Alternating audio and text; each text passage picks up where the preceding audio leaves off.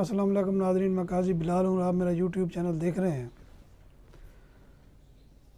آج یہ خبروں کا بہت بڑا دن تھا جو سپریم کورٹ نے ایک تو سو موٹو لے لیا ججز کے حوالے سے۔ اسلام آباد ہائی کورٹ کے ججز تھے جنہوں نے خط لکھا اور خوفناک خط ہے، اس کو سمجھ لیں کہ ملک کی تاریخ میں اتنا خوفناک خط جو ہے کبھی نہیں دیکھا آپ نے۔ اور ججز جو ہیں وہ انصاف مانگ رہے ہیں کہ ہمیں انصاف دیا جائے۔ دوسرا جو بڑا ہوا جو کمیشن بنایا تھا حکومت اور سپریم کورٹ نے متفقہ طور پر، اور جس میں یہ کہا گیا تھا کہ جناب عدلیہ جو ہے وہ کسی صورت جو ہے نا سمجھوتہ نہیں کرے گی اس کی آزادی پر، اور یہی الفاظ جو ہے نا وزیر اعظم کے تھے کہ جناب عدلیہ کی جو ہے آزادی اس پر کوئی سمجھوتہ نہیں کیا جائے گا۔ بہرحال ہوا کیا کہ ایک یک رکنی کمیشن بنا، تصدق حسین جیلانی سابق چیف جسٹس تھے، ان کو نامزد کیا گیا۔ انہوں نے جو ہے نا معذرت کر لی، انہوں نے کہا جی میں جو ہے نا اس پہ جو یہ کمیشن آپ نے بنایا اس کے کام کرنے سے معذرت کرتا ہوں، اور اس طرح یہ کمیشن بھی جو یک رکنی تھا ٹوٹ گیا۔ اس کے بعد کیا ہوا جناب کہ میڈیا پہلے ہی وائبرنٹ تھا، سوشل میڈیا پہ تباہی مچی ہوئی تھی۔ یہ الگ بات ہے ہمارے سوشل میڈیا کو کنٹرول کیا گیا ہوا ہے، کنٹرول کر لیا گیا کافی حد تک۔ اس کے بعد کیا ہوا کہ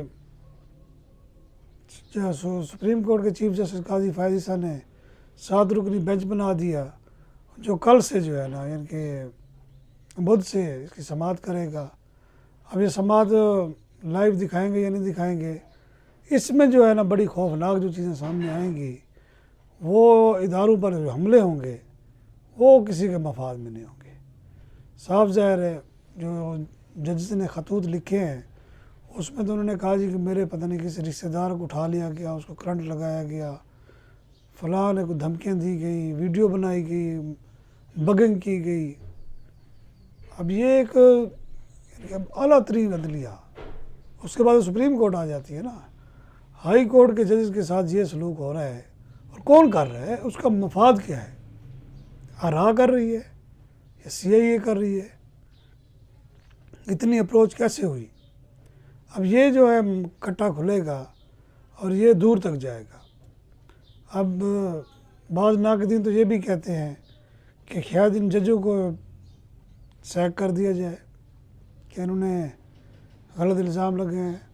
دوسرا یہ بھی کہا جا رہا ہے کہ کیونکہ یہ فورم نہیں ہے اس لیے سپریم جوڈیشل کونسل کا فیصلہ جو ہے وہ ریورس ایک قسم کا ہو گیا ہے۔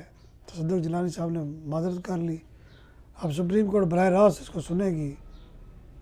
184(3) جو ہے وہ سو موٹو ایکشن ہے، آج خود نوٹس لیا چیف جسٹس نے، اور یہ ڈیمانڈ تھی پورے وکلا کی، اور یہ جائز ڈیمانڈ تھی کیونکہ انکوائری کمیشن یہ وہ اس میں کچھ بھی نہیں ہوتا۔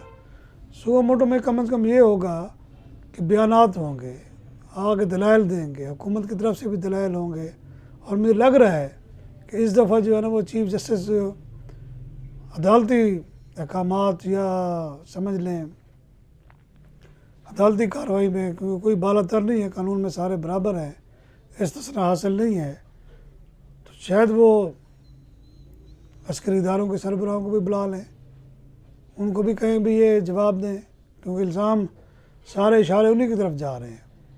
آئی بی بھی جو ہے اس میں انوالو ہو سکتی ہے، ان کے سربراہوں کو بھی بلایا جا سکتا ہے، یعنی کہ ایک پنڈورا باکس کھلنے والا ہے پرسوں سے، اور اس ملک کی یا تو تقدیر بدل جائے گی یا پھر اس معاملے کو دبا کر ملک کا بیڑا غرق کر دیا جائے گا۔ یہ توقعات ہیں لوگوں کی۔ اب آپ ایک اور کیس کی جانب آئیں، وہ سائفر کا اپنا توشہ خانہ کیس تھا۔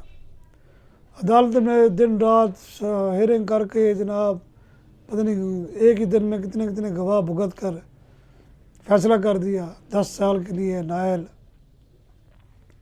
ان کی اپنا عمران خان کے سابقہ وزیر اعظم جو ہے ان کی بیگم کو بھی جیل میں ڈال دیا، خان صاحب کو بھی جیل میں ڈال دیا، اور ان کو سزا دے دی، وہ سزا معطل کر دی اسلام آباد ہائی کورٹ نے۔ اب یہاں بھی ایک ہمارے عدالتی نظام کا جو خلا ہے اس کو پورا ہونا چاہیے کہ ماتحت عدالتوں سے بھی پوچھنا چاہیے کہ وہ کس بیس پر فیصلہ کر رہے ہوتے ہیں، اور ان کا جب فیصلہ اوپر جا کے اڑتا ہے تو کیا ان کے خلاف بھی کوئی کارروائی ہوتی ہے؟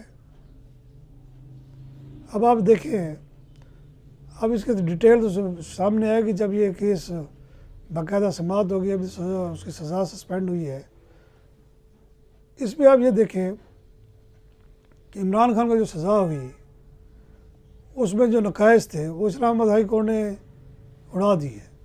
اب اس فیصلے میں اگر فرض کریں عمران خان کو بری کر دیا جاتا ہے، وہ جو پیچھے اتنا عرصہ جیل میں رہے اور جو صحبتیں انہوں نے برداشت کی، اس کا جواب کون دے گا؟ اور یہ صرف عمران خان کا کیس نہیں ہے، بلکہ یہ سارے اے ٹو زی ہمارا جو جوڈیشل سسٹم ہے اس میں ایسے ہی ہو رہا ہے۔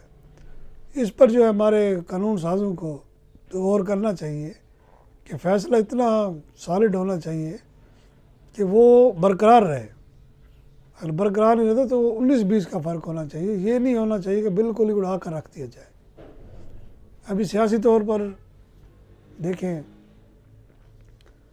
بالکل نئی حکومت پر اتنے حملے ہو رہے ہیں کہ اس کا سنبھلنا بڑا مشکل ہو رہا ہے، اور مجھے نہیں لگتا یہ حکومت چل پائے گی۔ یا تو یہ استعفیٰ دے دیں گے یا پھر جو ہے دوسرے اتحادی جماعتیں جو ہیں ان کو کہیں گے کہ آ کر حکومت سنبھالیں۔ اجازت چاہوں گا، اللہ حافظ۔